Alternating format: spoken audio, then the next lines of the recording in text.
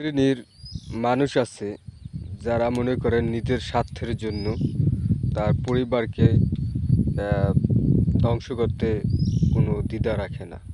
তারা যে কোনো সময় তার আপন মানুষকে ধ্বংস করতে পারে। তাদের কোনো নিজেদের কোনো উম, স্বার্থ ছাড়া তারা কিচ্ছু বোঝে না। এই শ্রেণীর মানুষ সবসময় চিন্তা করে যে তারা কিভাবে মানুষকে ধ্বংস করবে। তাদের স্বার্থ যেখানে আছে সেখানে আপনাকে প্রয়োগ করবে, আর যাদের স্বার্থ নাই সেখানে আপনি তাদের সত্য কথাও যেটা সেটাও আপনাকে তারা বলতে দেবে না। তারা মানুষকে ধ্বংসের পথে দেওয়া ছাড়া অন্য কিছু চিন্তা ভাবনা করতে পারে না। তারা মানুষকে হতাশায় রাখে আর বিপদগ্রস্ত করে রাখে। আল্লাহ হাফেজ, ভালো থাকবেন।